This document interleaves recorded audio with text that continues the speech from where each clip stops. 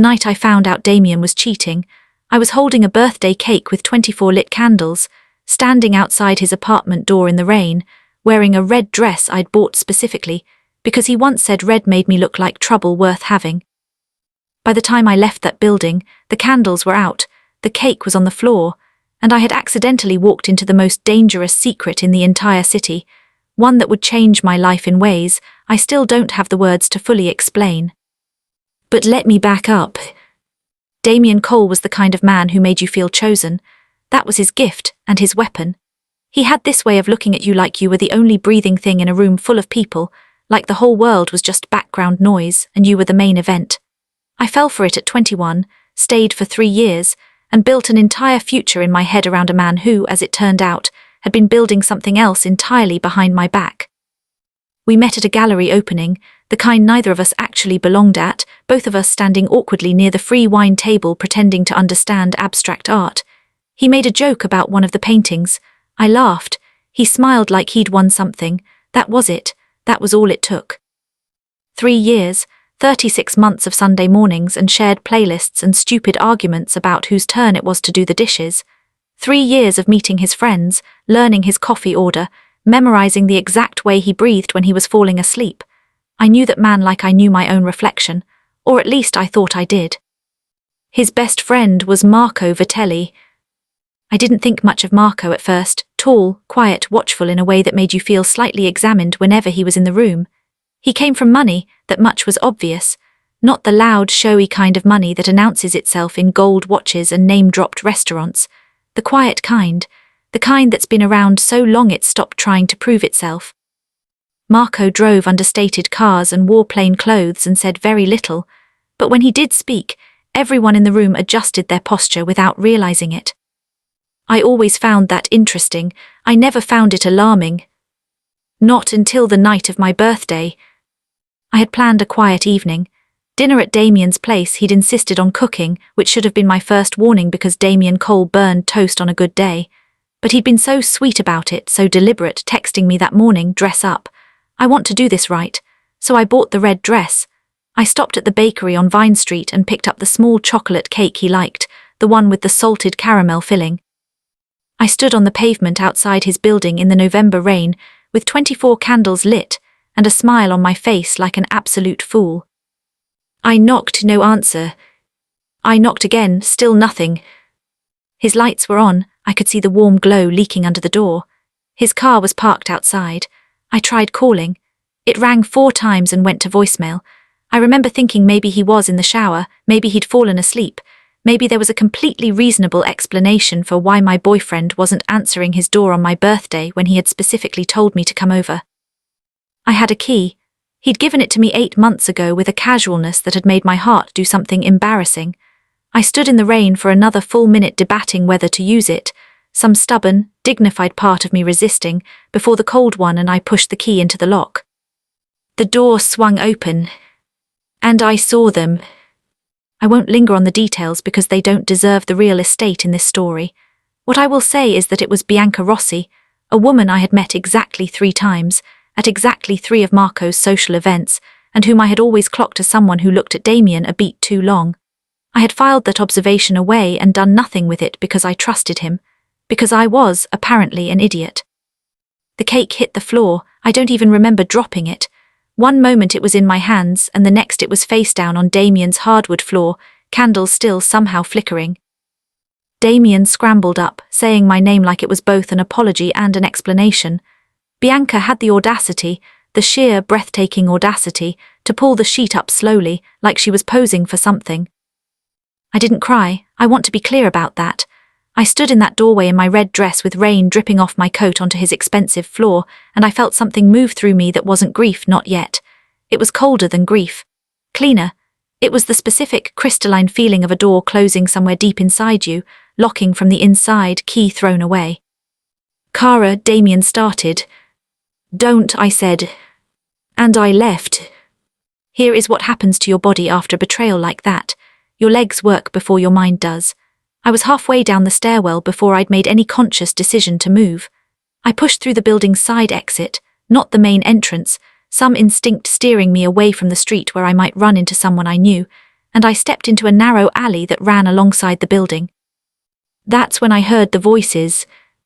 Two men, low, urgent, the kind of voices people use when they absolutely do not want to be overheard. I should have kept walking. I know that now. Every rational bone in my body should have propelled me forward out of that alley into a taxi, home to Sophia and cheap wine, and the long, painful process of dismantling a 3-year relationship. That is what a sensible person does. Instead, I stopped. Because one of the voices said a name I recognized. Marco. Marco doesn't know the full extent of it, the first voice said, older, gravelled, controlled, and he won't, not yet. And the girl, the second voice, younger, clipped. A pause. What girl? Cole's girlfriend. She's been around long enough, seen enough faces. Another pause, longer this time. Then, is she a problem? I pressed myself flat against the cold brick wall. My heart was doing something violent inside my chest.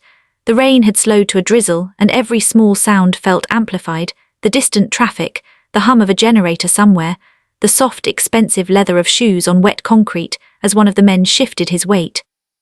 Not yet, the gravelled voice said finally, but keep an eye on her. Footsteps moving away toward the street. I stayed against that wall for a full 3 minutes after the sound disappeared, not moving, barely breathing, rain collecting in my hair. My mind was doing that thing it does in moments of shock where it tries to normalize the abnormal. It's nothing you misheard, you're emotional. You just caught your boyfriend cheating and your brain is misfiring. But underneath all of that, something older and quieter and more honest was saying, you heard exactly what you heard. Keep an eye on her. Me, they were talking about me. I called Sophia from the taxi. She answered on the second ring the way she always does, with the energy of someone who has been awake and ready for drama since birth. Tell me everything, she said before I'd said a single word, because she'd been waiting for my birthday check-in, and apparently my silence had already communicated volumes. I told her about Damien, about the cake and the red dress and Bianca's slow sheet pull. Sophia said several things in rapid succession that I won't repeat here, but that were deeply satisfying to hear. Then I told her about the alley. Her energy shifted immediately. Kara, her voice dropped. What kind of voices? Serious voices, I said. The kind that aren't having a conversation, the kind that are exchanging information. And they mentioned Marco by name. Yes. Silence. Then, Marco Vitelli's father is Lorenzo Vitelli. I knew that. I'd known that in the abstract, distant way you know things about your boyfriend's best friend's family, filed somewhere unimportant, never examined closely. Marco had mentioned his father exactly twice in the 3 years I'd known him, both times with the careful, clipped brevity of someone who has learned to discuss a topic, using as few words as possible. Lorenzo Vitelli, Sophia said slowly, like she was reading from something, is not a man whose name you want to overhear in an alley. What does that mean? Another pause. It means Google him, but not on your phone, use the laptop. And Kara, her voice did something strange, got very quiet and very direct. Don't go back to that building, not tonight, not for anything. I didn't ask why. The cold, locked thing in my chest told me I already knew. I Googled Lorenzo Vitelli at 1:14 in the morning, sitting at my kitchen table in dry clothes with a cup of tea going cold beside me. The results were not nothing. He appeared in financial news, acquisitions, investments. A legitimate empire of construction and real estate that stretched across 3 countries. There were photographs, a silver-haired man in beautiful suits at charity galas, at city hall dinners, at the kinds of events where powerful people stand next to other powerful people, and everyone pretends the power is incidental. He had a face that was architectural, all sharp angles and deliberate symmetry, the kind of face that doesn't ask for your attention but receives it anyway. And underneath the polished surface of the legitimate empire, if you knew where to look, and the internet at 1 a.m. will always show you where to look, there were the other stories. Whispered ones, court cases that collapsed, business rivals who relocated suddenly and completely, a journalist who'd been writing an investigative piece about Vitelli construction and who had, 6 weeks before publication, abruptly retired and moved abroad. Lorenzo Vitelli was not simply a rich man. Lorenzo Vitelli ran this city, the parts of it that didn't appear on any official map. And somewhere in that alley tonight, someone who worked for him had asked if I was a problem. I closed the laptop. The red dress was hanging over the back of my chair, still damp from the rain. I looked at it for a long moment, the dress I'd bought to be seen in, to be chosen in, to celebrate another year of a life I'd thought I was building with someone. I thought about Damien's face when I'd walked in, the scramble, the saying of my name. I thought about the voice in the alley, is she a problem? I thought about Marco, watchful, quiet Marco, and the way he'd always stood slightly apart at gatherings observing, never quite belonging to the room he was in. And I thought about how I had always read that as aloofness when maybe, it was something else entirely. The specific loneliness of someone who knows too much about the world they were born into and has no way to unknow it. I picked up my phone.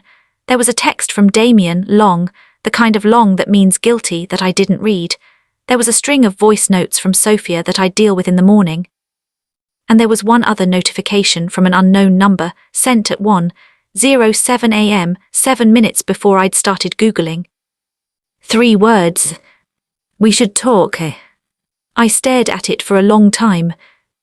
Then I put the phone face down on the table, turned off the kitchen light, and sat in the dark, understanding for the first time that my birthday, the worst night of my life so far, had not actually been the end of something. It had been the beginning. I did not reply to the text. Not that night, not the next morning, not for the full 48 hours that followed, during which I did the following things.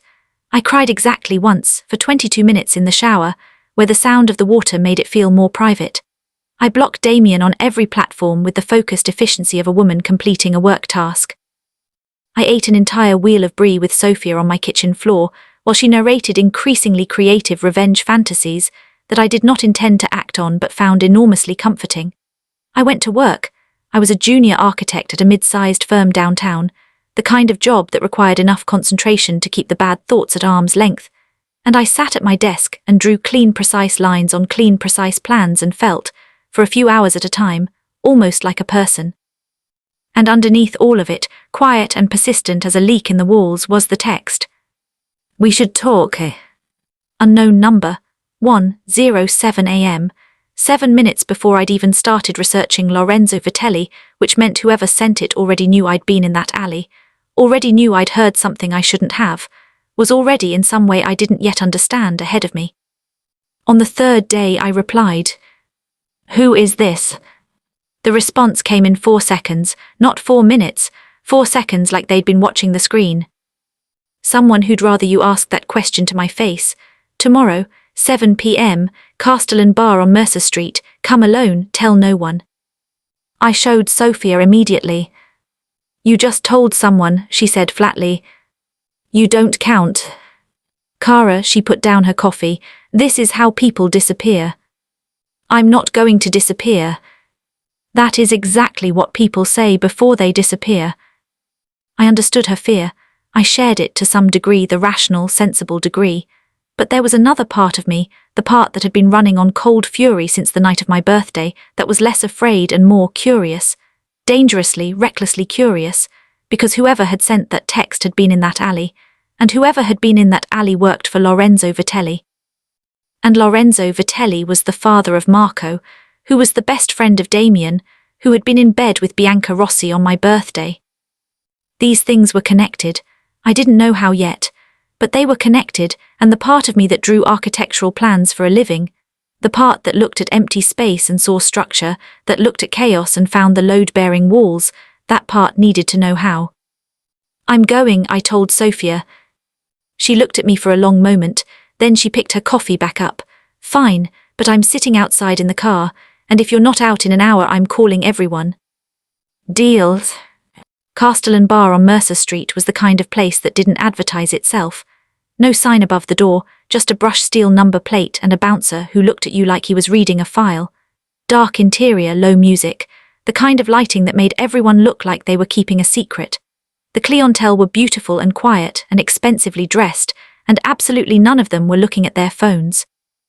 I walked in at 6:58 p.m. in a black blazer and my best boots, because if I was walking into something dangerous I was going to look good doing it.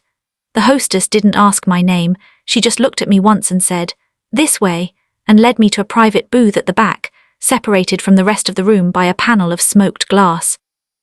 There was a man already sitting there. Not the man I expected. I had been bracing for someone like the voices in the alley, older, hard-edged, wearing the particular expression of someone who hurts people professionally. What I got instead was Nico. I recognized him vaguely from Marco's orbit. He was always somewhere nearby at events, always at the edge of photographs, always the person Marco spoke to quietly before leaving a room. Late 30s, dark-haired, with the kind of still, unhurried energy that is either very zen or very dangerous. He was wearing a plain charcoal suit and drinking sparkling water, and when I sat down across from him, he looked at me with an expression that was almost respectful. "Miss Bellini," he said, "thank you for coming." I almost didn't. "I know, I respect that you did anyway." He slid a folder across the table, thin, brown, unmarked. "Before you open that, I need you to understand that what's in there cannot be unseen, and once you know what you know, your options become more limited." I looked at the folder, then at him. "Is this a threat?" "No, it's a courtesy. Most people don't get one." He nodded at the folder. "Mr. Vitelli would like to meet you." I felt the air in the room change, or maybe it was just the air in my lungs. "Lorenzo Vitelli wants to meet me." "Yes. Why?" Nico was quiet for a moment, choosing his words with the care of someone who has learned that the wrong word in the wrong room has consequences. "Because you heard something in that alley, and because Mr. Vitelli makes it his business to know everything about a situation before it becomes a problem, and because," he paused, "he knew your father." The world stopped. I set both my hands flat on the table, a grounding technique I'd learned from a therapist 2 years ago and hadn't needed in a while. "My father has been dead for 6 years. "Yes," Nico said, "Mr. Vitelli is aware of that." "What does my father have to do with any of this?" "That," Nico said, "is a conversation for Mr. Vitelli." He pushed the folder another inch toward me. "The choice is yours, Miss Bellini. Open it or don't, meet him or don't. But I'd encourage you to consider that you're already in this whether you choose to engage or not. The only question is whether you're in it with information or without it." I looked at the folder for a long time. Then I opened it. Inside were 3 things. The first was a photograph. Black and white, slightly grainy, the kind taken from a distance with a long lens. It showed Damien, unmistakably Damien, his profile sharp and recognizable, sitting across a table from a man I didn't know. The man was broad-shouldered, mid-50s, with close-cropped grey hair and the flat, watchful eyes of someone accustomed to being obeyed. On the table between them was a briefcase open, the contents not visible from the angle of the shot. The second was a document. Single page, dense text. I'm not a lawyer, but I've spent enough time reading contracts and planning permissions to parse formal language quickly. It took me about 90 seconds to understand that what I was looking at was some kind of agreement between Damien Cole, listed as a representative of something called Meridian Holdings, and a series of shell companies whose names meant nothing to me but whose structure, the layering of them, the way they were nested inside each other like Russian dolls, made my architect's brain itch with recognition. Someone had built those companies the way you build a load-bearing wall behind a decorative one, the real structure hidden inside the pretty one. The third thing was a handwritten note, 4 words in a script that was controlled and deliberate, and somehow immediately conveyed authority even in 4 words. "He is not safe." I looked up at Nico. "Damien is involved in something." "Damien Cole has been involved in something for approximately 18 months, Nico said carefully. "Something that Mr. Vitelli did not sanction and does not approve of. Something that has been happening very close to Mr. Vitelli's operation without Mr. Vitelli's knowledge, using connections that were made through his son." Through Marco, the words landed like stones in still water, the ripples going outward in every direction. "Marco doesn't know," I said. It wasn't a question, I was thinking out loud, running the architecture of it in my head, finding the load-bearing truth. Damien used his friendship with Marco to get access to people, connections, information, and Marco has no idea. Nico looked at me with something that might have been surprise, quickly suppressed. "Mr. Vitelli thought it might take longer to explain." "I draw buildings for a living," I said. "I understand structures." I closed the folder. My hands were very steady, which surprised me, given that my entire understanding of the last 3 years of my life was in the process of being demolished and rebuilt in real time. "What does Lorenzo Vitelli want from me?" "He wants to talk. He wants to know what you heard in the alley and what you know, and Nico paused again, and this time the pause was different. Waited. He wants to know how much you knew about what Damien was doing. I went very still. He thinks I might be involved. He thinks it's a question worth asking. I felt the cold, locked thing in my chest tighten and then, strangely, release, because this at least was something I understood. Being suspected, being assessed, having to prove something to someone who had decided to reserve judgment. I'd spent my entire career doing exactly that in rooms full of people who hadn't initially taken me seriously, and I had learned in those rooms that the worst thing you can do is perform innocence. Performed innocence looks like guilt. Real innocence looks like composure. Fine, I said, I'll meet him. Nico nodded once and reached into his jacket pocket and produced a small card with an address and a time.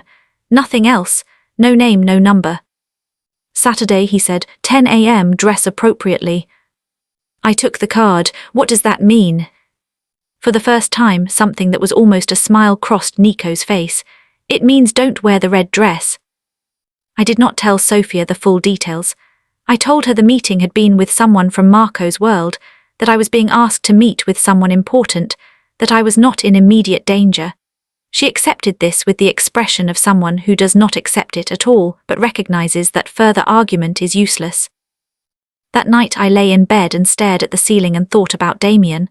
Not with grief this time, that door was firmly closed. I thought about him analytically, the way you look at a building you've been inside for years and suddenly see the structural flaws you missed because you were too busy living in it. The business trips that had grown more frequent in the last year. The phone he kept face down. The occasional conversations I'd half overheard that he'd ended with a particular kind of deliberate casualness when I walked in, the slightly too smooth pivot that I'd registered and not examined.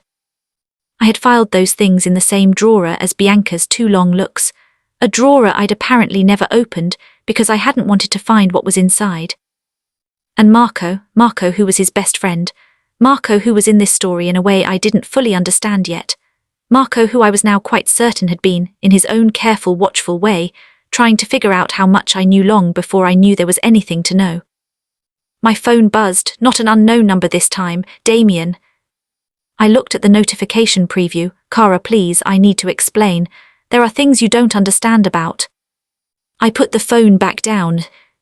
There were things I didn't understand, that was true. But in 4 days I was going to sit across from Lorenzo Vitelli, the man who ran the hidden map of this city, the man who had known my father, the man whose world Damien had been secretly moving through for 18 months, and I was going to understand all of it. Every last load-bearing truth. Saturday arrived grey and cold and exact. I dressed carefully, black trousers, a structured cream blouse, low heels, composed, professional, the outfit of a woman who cannot be rattled. The address on Nico's card led me to a part of the city I knew by reputation, old money streets, wide and tree-lined, the building set back from the road behind iron gates and decades of careful privacy. The specific address was a townhouse, 5 stories, cream-coloured stone, window boxes with white flowers that were almost aggressively tasteful. Nico was at the door before I'd reached the top step. He nodded and stepped aside. The interior was exactly what I'd expected, and nothing like what I'd expected, because I'd expected either cold intimidation or ostentatious wealth, and what I got was neither. It was beautiful in a restrained, serious way. Dark wood, Persian rugs, original art that was clearly chosen by someone who actually looked at it. The kind of home that says I have nothing to prove and means it. I was led down a corridor and into a room at the back of the house. A study, floor-to-ceiling bookshelves, tall windows looking onto a garden that was bare but meticulously kept in the November grey. And there, standing at the window with his back to me, silver-haired and still as a painting, was Lorenzo Vitelli. He turned when I entered. The photographs had not been wrong about the face. It was architectural, exactly the word I'd used in my head at 1 a.m. 3 nights ago, sharp and symmetrical and built for authority. He was taller than I'd expected. He was looking at me with an expression I couldn't immediately read, which was itself unusual because I was generally good at reading rooms and the people in them. Then he spoke, and his voice was exactly the gravelled, controlled voice from the alley, and every hair on my arm stood up. "Miss Bellini," Lorenzo Vitelli said, "you look very much like your father." And the room and the city, and everything I thought I knew about the last 3 years tilted on its axis. Lorenzo Vitelli did not sit down immediately. He stood at the window for a moment after speaking, letting the words settle into the room the way a man does when he's accustomed to watching people absorb difficult information. Then he moved to the chair behind the desk, unhurried, deliberate, every movement containing the particular economy of someone who has never needed to perform authority because they simply have it, and he sat, and he looked at me, and he waited. I had promised myself on the way here that I would not be rattled. I had dressed for composure, rehearsed composure, worn composure like a second blouse. And yet those 6 words, "You look very much like your father," had done something to the architecture of my calm that I was now quietly working to repair. I sat down in the chair across from him. I folded my hands in my lap. I met his eyes. "You knew my father," I said, not a question, a statement I was handing back to him, asking him to build on it. "I did," Lorenzo said, "for many years before you were born and after. Antonio Bellini was one of the most principled men I have ever known." A pause, measured and genuine, which made him in my world something of an anomaly. I absorbed this. My father, Antonio Bellini, had been an accountant, a quiet, meticulous, warm man who read novels on Sunday mornings and made his own pasta and died of a heart attack at 57, 6 years ago, leaving behind a grief in me that I'd thought I'd finished with and apparently hadn't, because sitting in this room with this man saying my father's name, I felt it freshly, like a bruise pressed unexpectedly. "What kind of relationship did you have with him?" I asked. Lorenzo's expression shifted, not softened exactly, but changed in some subtle register like light moving behind a window. "A professional one initially. Your father managed accounts for several of my businesses, the legitimate ones. He was exceptional, precise, discreet, completely trustworthy. Over time it became," he considered his word carefully, "something closer to friendship, as close as my world permits in any case." "He never mentioned you." "No, he wouldn't have. He was careful about keeping his work and his family entirely separate. That was an agreement we had." Lorenzo picked up a pen from the desk and set it down again, a small gesture that was the first thing he'd done that felt like anything other than total control.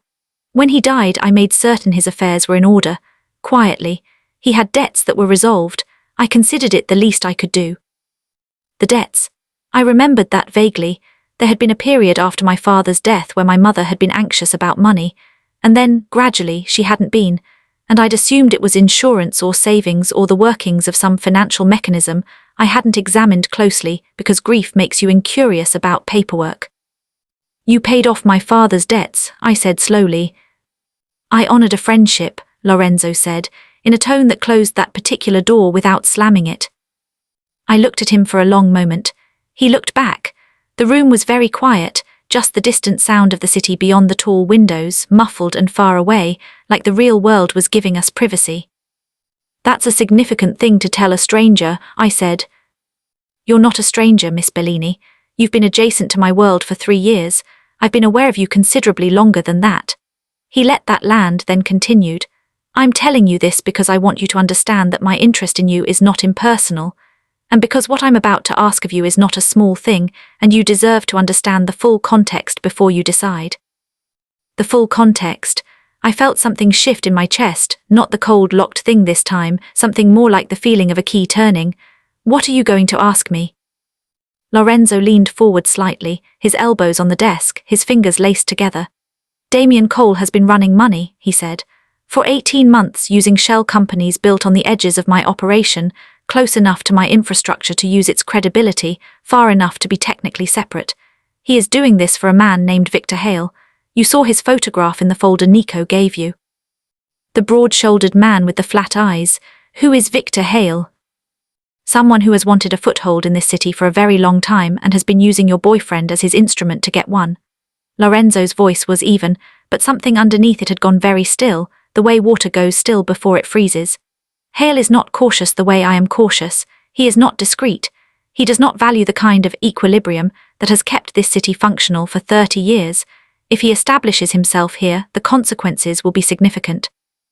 Not just for my operation, for a great many people." I thought about the layered shell companies in the document, the Russian doll structure. Damien, charming, face-down phone Damien, who I'd thought was simply a financial consultant with demanding clients and a wandering eye, had been building something in the shadows of someone else's empire for a year and a half. And Marco, I said, he genuinely doesn't know.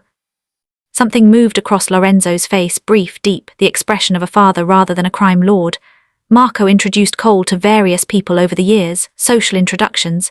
He trusted him because you trusted him, and because Marco's judgment of people is generally, it is something I have worked to preserve. He stopped, looked out the window for a moment. Marco's instincts are good. Cole deceived him the same way he deceived you. That is not a coincidence, it is a skill set.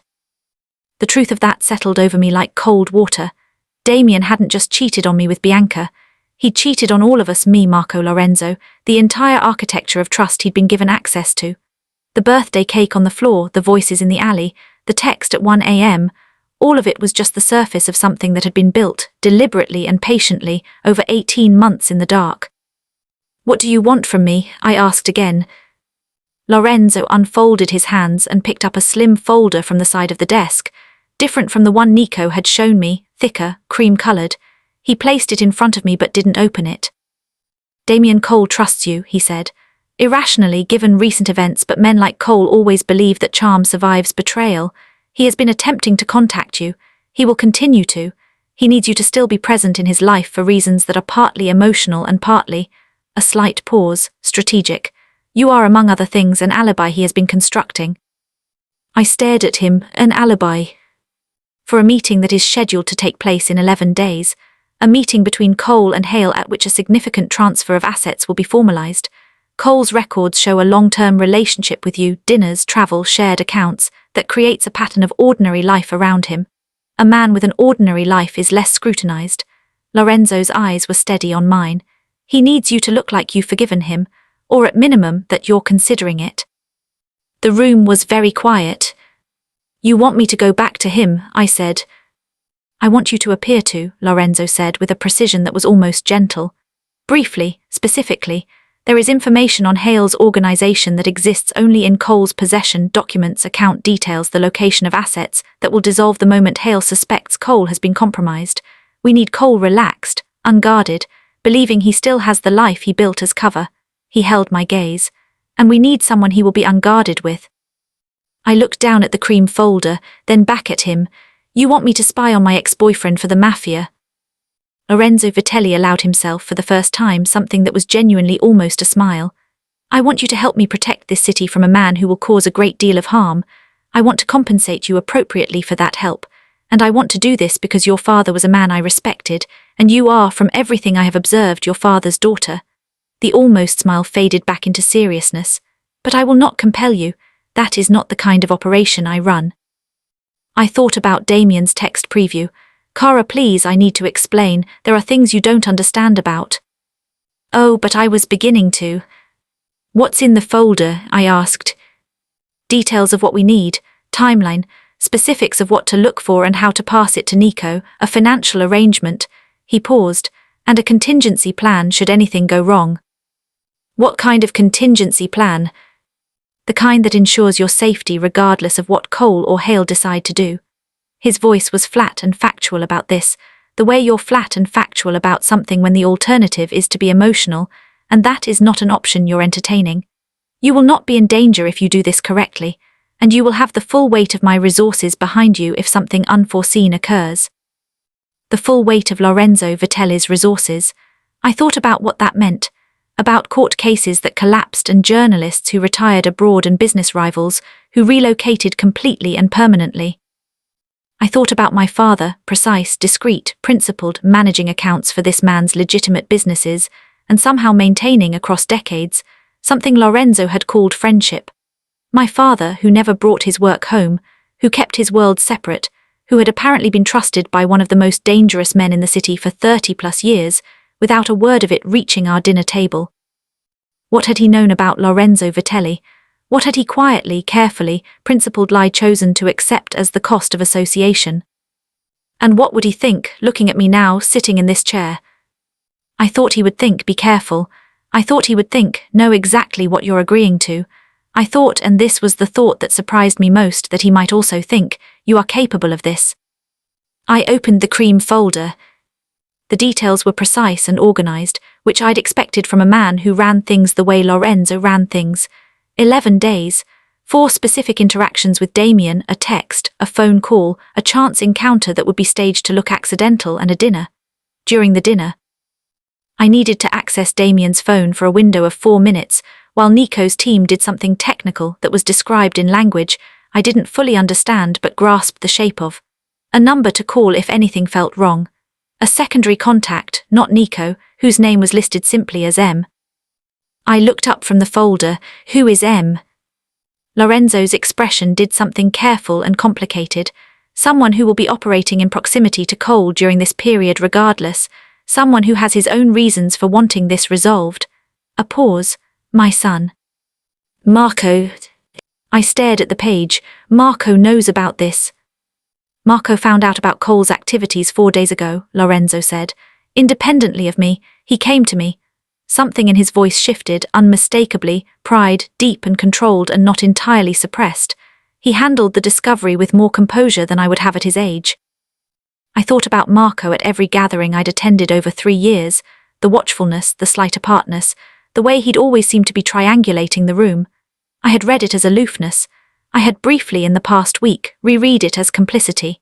Now I was reading it a third time with new information and finding something else entirely.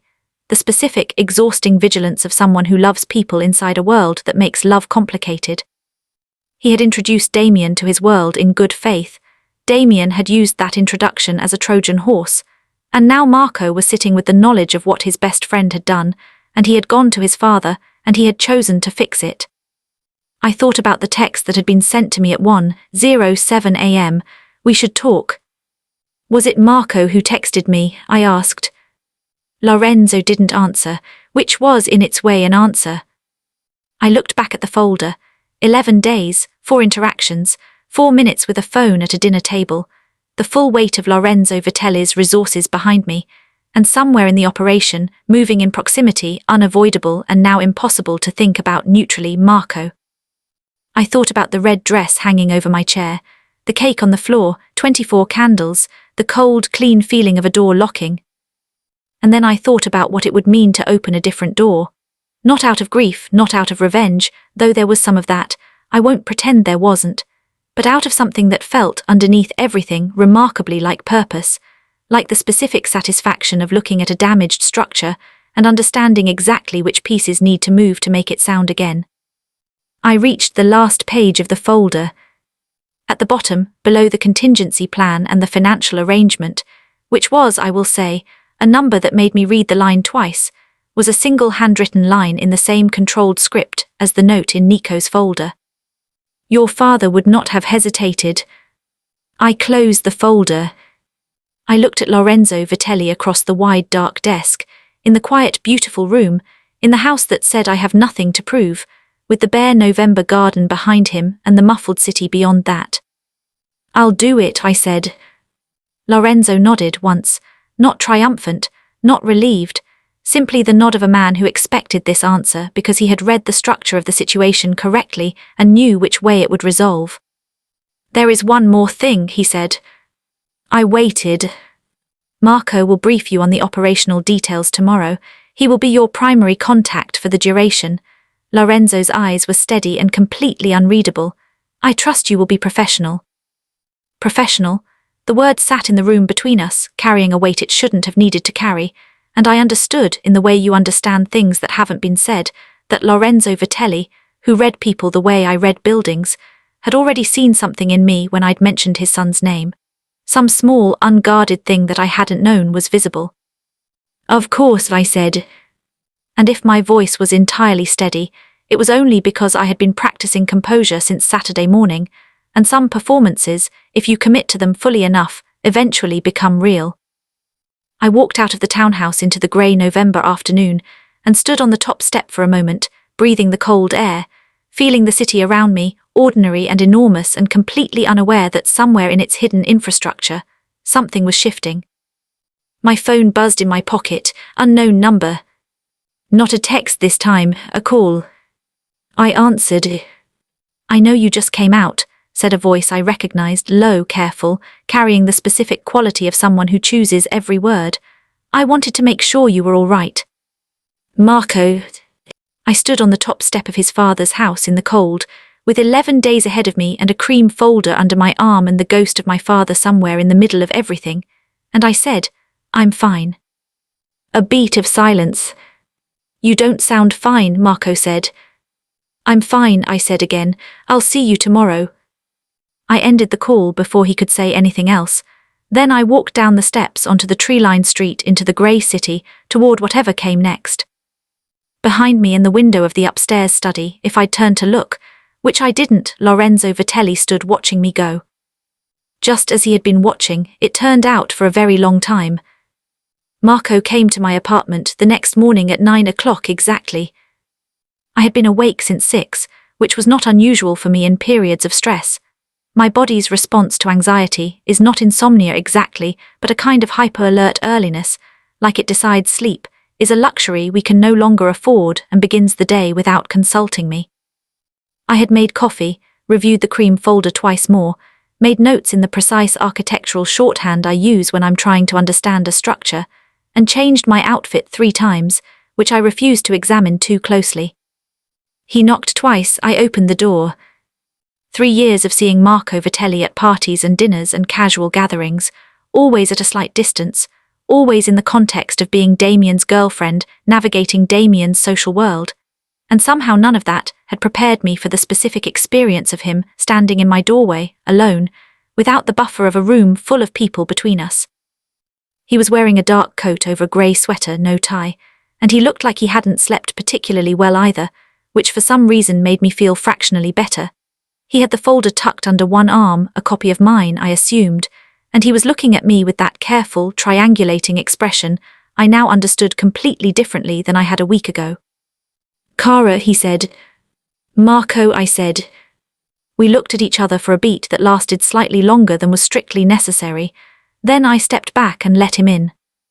He sat at my kitchen table, and I sat across from him, and we went through the operational details with a focus that was almost aggressive, both of us leaning into the professionalism of it, the structure of it, because the structure gave us somewhere to put everything else. He was thorough, precise. He talked through each of the 4 interactions with Damien, the text, the phone call, the staged encounter, the dinner, with the calm specificity of someone who has been thinking about this for several days and has anticipated every variable. He told me what to say, what not to say, which topics to let Damien lead on and which to redirect, how to behave at the dinner in a way that would read as tentative reconciliation to Damien without triggering any alarm. "He'll be watching you for signs that you're performing," Marco said. "Cole is good at reading people when he's paying attention. The key is to give him something real to read." Something real. Real anger, real hurt, real ambivalence. You have all of those things, so don't suppress them, let him see them. A woman who is genuinely considering forgiving someone does not have it resolved. She is messy about it, contradictory. He looked at me levelly.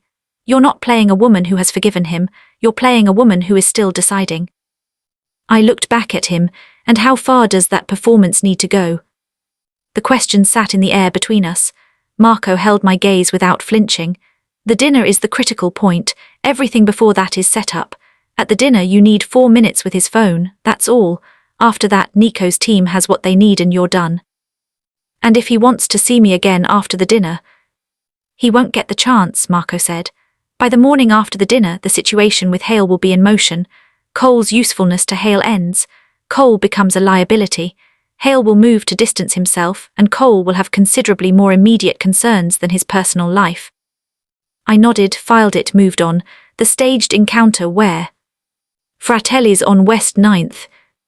Tuesday at 1 p.m, you'll be having lunch with Sophia. He paused. Cole has a standing lunch meeting nearby every Tuesday. He'll walk past, he always takes the same route. I stared at him. You know his Tuesday lunch route? I've known Cole for 6 years, Marco said, and something in his voice went very flat and very quiet. I know a great many things about him. I've been revising my understanding of what they mean for the past 4 days.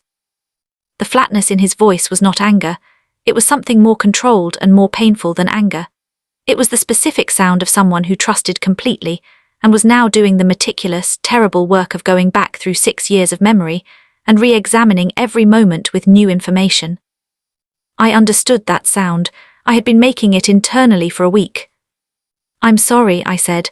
About what he did to you, not just to me, to you. Marco looked at me for a moment. Something shifted in his expression, not much, a small movement like a door opening an inch and then being held carefully in place. Thank you, he said, quietly, meaning it. We sat with that for a second. Then he looked back down at the folder and we continued. The text to Damien was sent that evening after Marco left. I had drafted it 4 times before Marco, reading over my shoulder with the clinical detachment of an editor, had approved the 5th version. I'm not ready to talk, but I'm not done either, give me space. 11 words, perfectly calibrated, the exact message of a woman who is hurt enough to need distance but not so hurt that the door was closed. Damien read it in 3 minutes. I watched the 3 dots appear and disappear twice before his response came. I'll give you whatever you need. I'm so sorry, Cara, I love you. I put the phone face down and did not respond, which Marco had told me was the correct move. Don't respond. Let him sit with it. Let him worry. Let the hope and the anxiety compete with each other. That combination, Marco said, makes people careless. He was right. Over the next 4 days, Damien sent 7 more messages, each one slightly more anxious than the last, slightly more revealing, slightly more like a man leaning over a ledge to see how far down the drop was. He mentioned Bianca unprompted, calling her a mistake, calling it a moment of weakness, using the words men always use when they've been caught, the words that are designed to minimize rather than explain. He mentioned work stress. He mentioned missing me. He mentioned, on day 3, something about a meeting coming up that he was nervous about, and I had to put the phone down and breathe through my nose for a moment, because of how casually he'd said it, how naturally, not knowing that I knew, not knowing that the meeting he was nervous about was the precise meeting we were building toward. I screenshotted that message and sent it to Marco. His response came in under a minute. Good, don't reply to it. The phone call was on day 5, a Wednesday evening.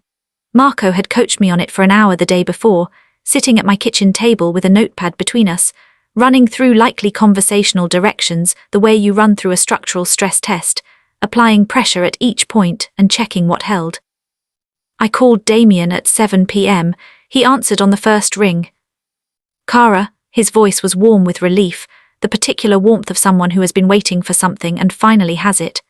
It turned my stomach, and then I used the feeling, let it be the real thing Marco had said to let Damien see, the genuine edge in my voice that no performance could replicate. I'm not calling because I've forgiven you, I said. I want to be clear about that.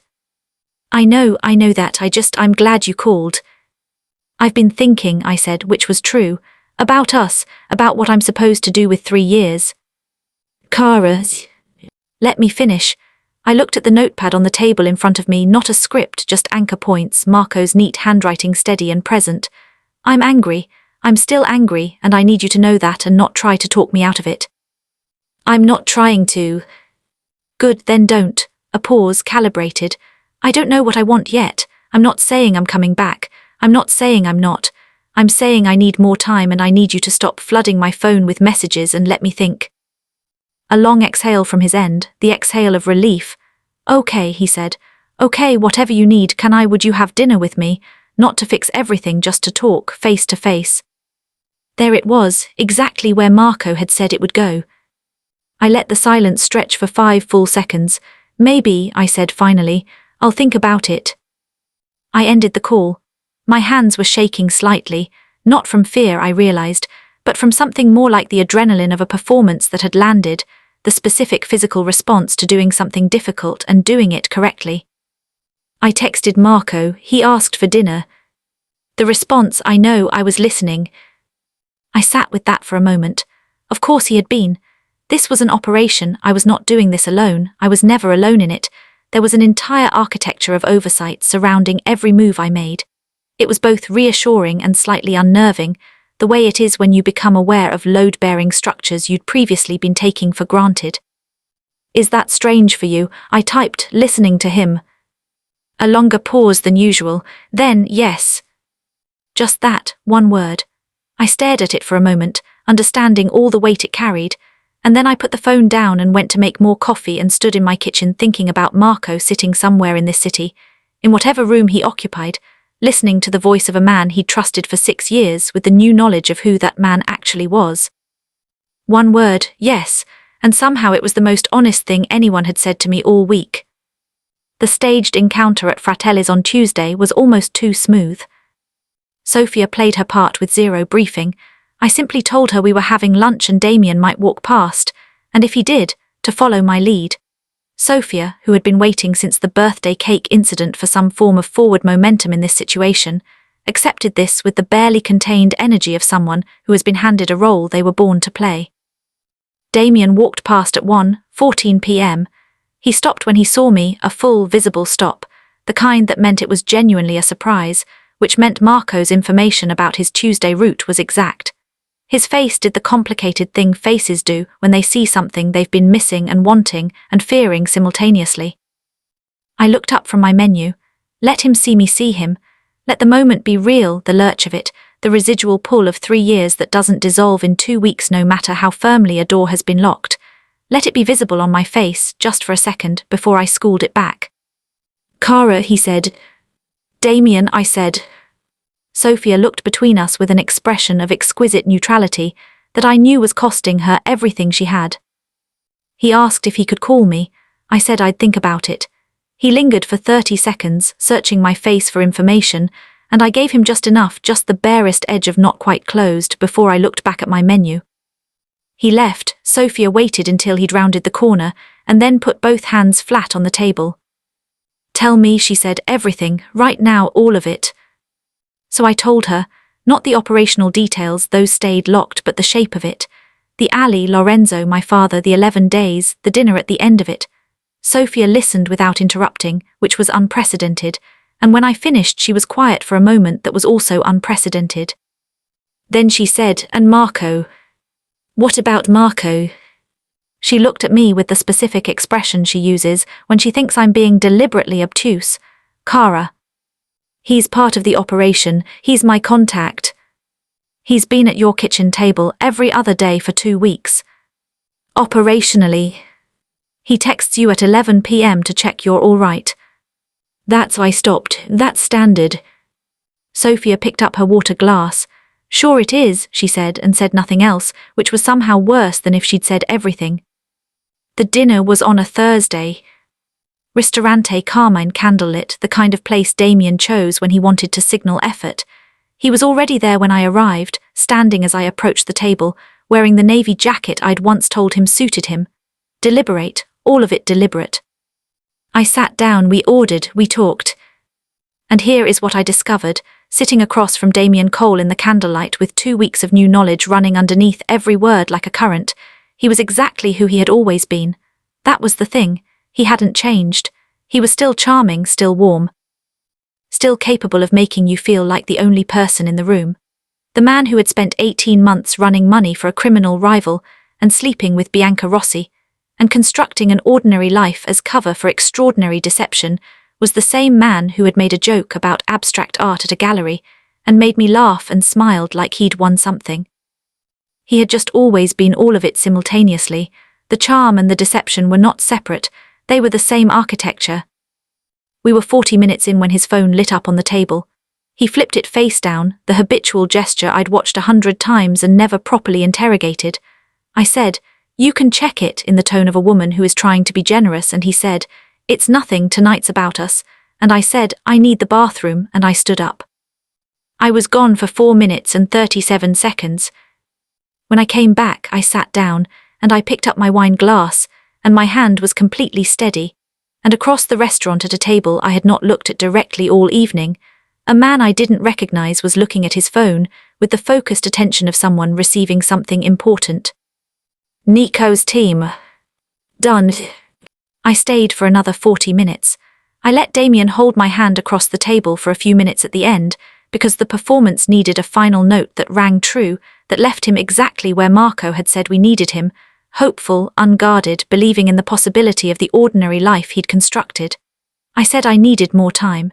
He said he'd wait. I said goodnight at the door of the restaurant, and he tried to kiss me, and I turned so it landed on my cheek, and I walked to the waiting car without looking back. Nico was in the passenger seat. He turned when I got in. 4 minutes 12 seconds, he said. "Perfectly done." I leaned my head back against the seat. Outside the window, the city moved past, lit and ordinary and enormous, and I felt the adrenaline leave my body all at once, a full evacuation, leaving something that was not quite relief and not quite exhaustion but something between the two. My phone buzzed. "Marco, it's done, you were extraordinary, are you all right?" I looked at the message for a long time. The car moved through the city. Nico was quiet in the front seat with the tact of someone who understood that certain moments needed space. I typed back, "I'm all right, are you?" The 3 dots, then, "Ask me tomorrow." I put the phone in my lap and looked out the window and let myself feel, for the first time in 11 days, the full complicated weight of everything that had happened, the birthday and the Ali and Lorenzo's study, and the cream folder and the staged lunch and the dinner, and the 4 minutes and 37 seconds and all of it sitting in me like the materials of a building before the structure has been decided. Tomorrow, Damien Cole's world was going to come apart. And mine, I was only beginning to understand, was in the process of being built into something completely different. The morning after the dinner, I woke up to 3 things. The first was a message from Nico, sent at 6:47 a.m. containing 4 words, "It's done. Well done." No elaboration, no detail, no further explanation. The precise brevity of someone for whom outcomes are everything and process is simply the invisible machinery that produces them. I read it twice and felt something settle in my chest like a foundation being poured. The second was a news alert on my phone, a minor item, buried in the business section of the city's main broadsheet, noting that a financial services company called Meridian Holdings had been subject to a regulatory investigation and that several associated accounts had been frozen pending inquiry. Damien's name wasn't in the article. Neither was Hale's. Neither was Vitelli. The story was 3 paragraphs long and read like the most boring thing in the newspaper, and contained, if you knew where to look, the structural evidence of an entire empire being quietly and methodically dismantled. The third was a text from Marco. "Are you home? I'd like to come by if that's all right." Not operational language, not the clipped, efficient shorthand of the 11 days. Something different, a question with a different kind of weight in it, asking for something that had nothing to do with folders or phone calls or 4-minute windows. I looked at the message for a long time. Then I typed, "I'll put the coffee on." He arrived 20 minutes later looking, for the first time since I'd begun seeing him in this new context, like something other than a man managing a situation. He was in a plain dark jumper and jeans, no coat despite the November cold, and he had the look of someone who had made a decision on the way over and was still sitting with the weight of having made it. I handed him coffee. He sat at the kitchen table, his chair now. I had started thinking of it as his chair, which said something I hadn't fully decided to say out loud yet. I sat across from him. Outside, the city was doing its ordinary morning things, grey and unhurried, completely indifferent to the fact that somewhere in its infrastructure Damien Cole was waking up to a world that was beginning, quietly and irreversibly, to close in on him. "How are you?" Marco asked. "I keep waiting to feel something dramatic," I said. "About Damien, about all of it, and mostly what I feel is tired and clear, like after you've been ill for a long time and you finally stop being ill and everything is just sharp and simple." Marco looked at his coffee cup. "That sounds about right. How are you?" He was quiet for a moment, the honest kind of quiet, not the deflecting kind. "Angry," he said, "still at Cole, at myself for not seeing it." He looked up. "I've been going back through everything, every introduction I made, every door I opened, trying to work out at what point I should have seen it." "You wouldn't have," I said. "He was built for that, for being trusted. It was the skill set." "I know, my father said the same thing." A pause. "It doesn't entirely help." "No," I agreed, "it doesn't." We sat with that, 2 people on the same side of the same betrayal, which was a strange and specific kind of companionship, the kind that doesn't need a great deal of decoration. I had spent 3 weeks in the company of Marco Vitelli's carefully chosen words, and precise operational thinking and late-night check-in texts, and the one-word yes that had carried more weight than most sentences I'd heard in my life, and I understood now, sitting in the ordinary morning light of my kitchen, that what had been built between us in those 11 days was not nothing. It was not the performed thing. It was a real thing, assembled quietly in the margins of everything else, the way the most important structures sometimes are. "I want to say something," Marco said. And I want to be clear that it has nothing to do with the operation or my father or any of it. It's entirely separate from all of that. I looked at him. All right. He met my eyes with the directness that I had learned was simply how he was, not a performance of confidence but the actual thing, the composure of someone who has decided to say a true thing and is going to say it cleanly. I've been aware of you for longer than is explained by you being Cole's girlfriend. I want you to know that, whatever you do with it. A beat. And I understand if the timing is, if this is all too much, too soon, too tangled with everything else. I understand that completely, but I didn't want to not say it. The kitchen was very quiet. Outside a car went past. Somewhere down the street someone was walking a dog, the small distant sound of claws on wet pavement. I thought about Sophia at the lunch table. He's been at your kitchen table every other day for 2 weeks. He texts you at 11 p.m. to check you're all right. And me saying operationally, and Sophia saying sure it is, and dropping it with the serenity of someone who already knows the answer, and is simply waiting for the other person to arrive at it. How long? I asked. Something that was almost a smile. Long enough that when Cole introduced you at a gallery event 3 years ago, I had a reaction I spent a considerable amount of energy pretending I didn't have.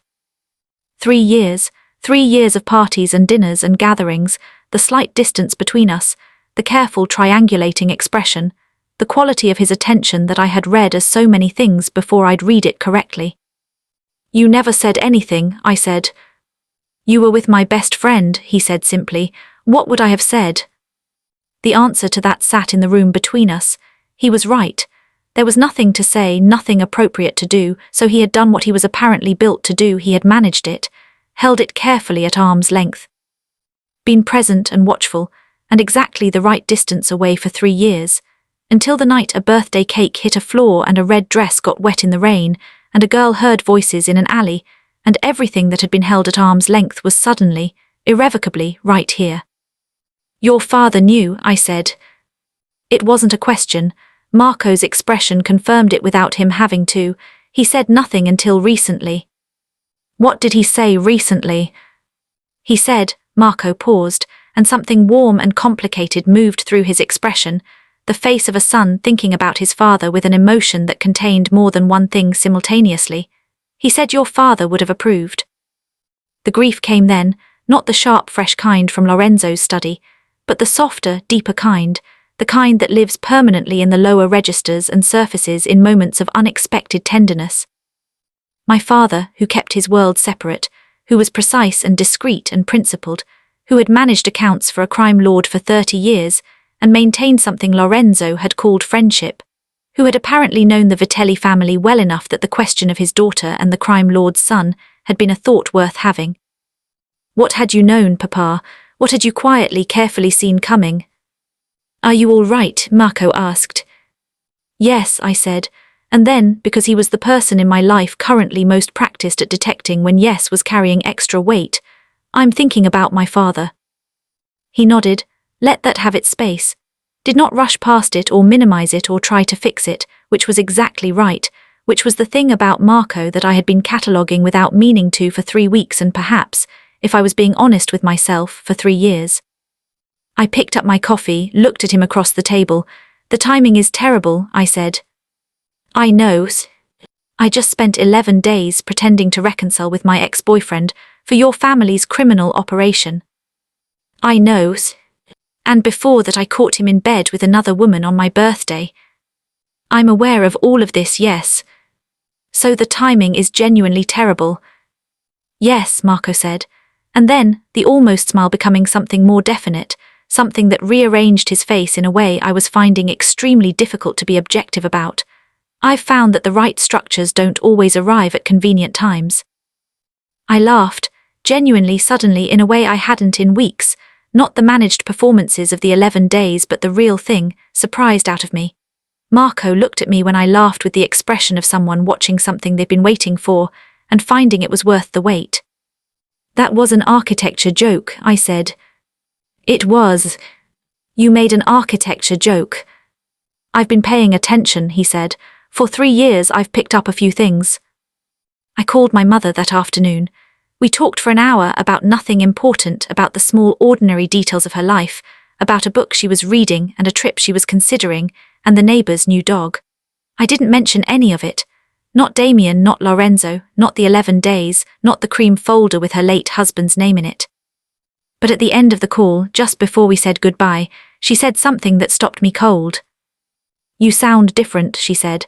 "Lighter, like something that was pressing on you has shifted." I sat with that for a moment. "Maybe it has," I said. A pause, then, in the particular warm, curious tone she used when she was asking about something she already half knew, "Is there someone?" Mothers, they operate on a frequency that bypasses everything. "Maybe," I said. She made a sound that was satisfied and said nothing further, which was, in its way, a whole conversation. 3 weeks later, Damien Cole entered into a cooperation agreement with federal investigators. The details were not public, but Nico texted me a single line the morning it was confirmed. Resolved. Victor Hale's assets in the city were frozen within 48 hours. The regulatory story in the broadsheet became a slightly larger story, then disappeared from the news cycle in the way that stories connected to powerful people's interests tend to do, not suppressed exactly, just quietly redirected, the volume turned down by invisible hands. Bianca Rossi, it turned out, had known nothing. She was, in the complicated taxonomy of this story, simply a woman who had made a poor choice about a man who was very good at being chosen. I didn't forgive her exactly, but I filed her away in the category of collateral rather than enemy, which felt like the more accurate placement. Detective Ray Caruso knocked on my door on a Tuesday morning, 3 weeks after the dinner. He was mid-40s, tired-looking, with the careful eyes of someone who has been watching the same story from the outside for a long time, and is no longer surprised by any of it. He asked me several questions about Damien, about Meridian Holdings, about my relationship, and when it had ended. I answered everything truthfully, because everything I had done was, technically, the action of a private citizen, and everything I knew about the operational specifics could not be proven to be anything other than the knowledge of a woman who had been betrayed and done some research. Caruso looked at me at the end with the expression of a man who knows exactly what has happened and cannot prove any of the interesting parts. "You're very composed for someone who went through a significant personal betrayal," he said. "I'm an architect," I said. "We deal in structures. Once you understand how something was built, it's easier to understand why it fell." He looked at me for a long moment, then he wrote something in his notebook, closed it and left. I texted Marco. The detective came. His response arrived in seconds. "I know, you handled it perfectly." "Were you watching?" "I'm always watching, Kara." I stared at that for a moment, then I typed, "That should probably concern me more than it does." 3 dots, then dinner tonight. Lorenzo Vitelli invited me to the townhouse on the first Saturday of December. Just me, no Nico, no folders, no operational purpose. I dressed carefully again, though this time for different reasons. He was in the study when I arrived, standing at the window in the same position as the first time, as if the scene had been reset. When he turned, though, the expression was different, less assessment, more something that was genuinely almost warm.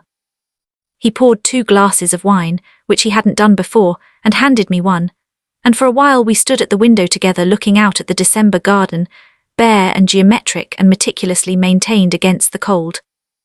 "You did well," he said, "better than I expected, and I expected a great deal." "You expected it because you knew my father." "I expected it because I know you," he said. "Your father gave me 30 years of evidence for who you would be. He was proud of you in a way he found it difficult to say directly. He would talk about you, about your work, about the kind of person you were becoming. Men like your father express love in observation." A pause. "Men like me do too, I'm told." I thought about Marco at my kitchen table, paying attention for 3 years. "I want to ask you something," I said. "Ask me." "My father, what he did for you, the accounts, did it compromise him? Did he ever do anything he shouldn't have?" Lorenzo was quiet for a moment, a silence I had learned to read as the serious kind, the kind where the answer is being chosen carefully because it matters. "Your father," he said finally, "managed legitimate accounts legitimately. He knew the nature of my full business. He chose with full information to provide a service that was clean and remained clean for 30 years. He never touched anything that wasn't legal. I respected that boundary completely." He held my gaze. "He was, in every sense that matters, a good man, whatever the company he occasionally kept." the company he occasionally kept. I almost smiled. And me, I asked, what I did for you, does that compromise me?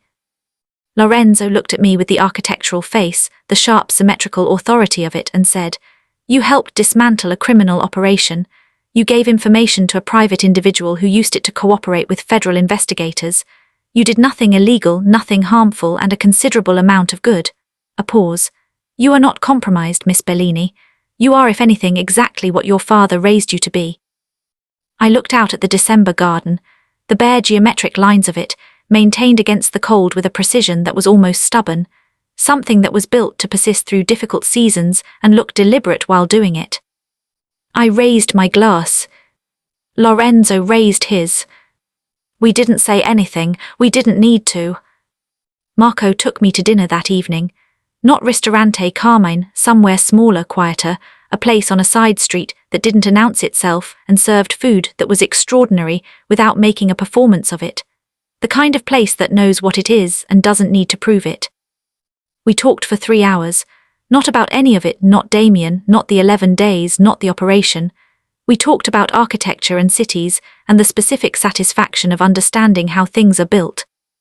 He told me about his mother, Elena, who had died when Marco was 14, who had been, from the way he described her, the most fiercely loving person in a world that did not always make love easy, and whose absence was a load-bearing wall in his interior structure, present in everything even now. I told him about my father in ways I hadn't told anyone, not the grief, not the loss, but the man himself, his Sunday mornings and his pasta and his quiet, precise love. We were both, it turned out, people who had been built by parents who loved them in the particular way of people who find direct expression difficult, through attention, through observation, through the careful and consistent evidence of being seen.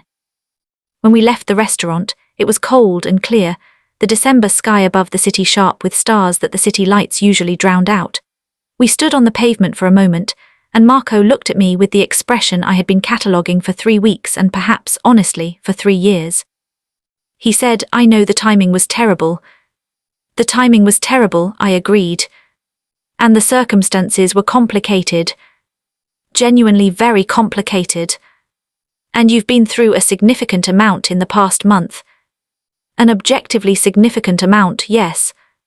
He looked at me, but I said, and I let him close the distance between us, there on the cold December pavement, with the city enormous and ordinary around us and the stars briefly visible overhead, and it was nothing like being chosen by someone who needed you to be chosen. It was something quieter and more serious than that. It was the feeling of 2 structures that have been independently load-bearing for a long time, finally, carefully, deciding to share the weight. Here is what I know now, 4 months later, that I didn't know on the night I stood in the rain with 24 candles and a red dress and a cake I'd bought for a man who was in the process of dismantling everything I thought we were. I know that betrayal is a structural event. It doesn't destroy you, it reveals you. It shows you which parts of yourself were genuinely yours and which parts were borrowed from the person you thought you were building a life with. The grief is real, the anger is real, the 22 minutes in the shower are real and necessary. But underneath all of it, if you have been built well by people who loved you with attention and observation, and the quiet evidence of being seen underneath all of it, the structure holds. I know that the most dangerous men are not always the ones who announce themselves. Sometimes they are the ones who are charming at gallery openings and make you feel chosen and keep their phones face down on the table. And sometimes the man who runs the hidden map of the city is the one who paid your father's debts and kept a 30-year friendship and told you, in a December garden over a glass of wine, that you were exactly what your father raised you to be. I know that timing is a convenient excuse for not doing the honest thing. I know that some structures, if they are the right ones, are worth building regardless of when the materials arrive. I know that my father was a precise, discreet, principled man who managed accounts for a crime lord for 30 years and never compromised himself and apparently found, in that unlikely companionship, something he called friendship. I don't entirely understand it. I'm not sure I need to. Some load-bearing walls you don't have to see to trust. And I know with the particular clarity of someone who has been through a significant structural event and come out the other side with better information, that the night my boyfriend cheated, the night the cake hit the floor and the candles went out, and I stood in the rain in a red dress feeling the cold, clean click of a door locking, That night was not the end of anything. It was the beginning of everything that mattered. Kara didn't fall apart. She figured out the architecture of the betrayal, and she rebuilt on her own terms. That's the kind of story I live to tell. If you made it to the end of this one, you're exactly my kind of person. Hit subscribe, leave a comment below, and let me know, were you rooting for Marco from the beginning? Because honestly, same.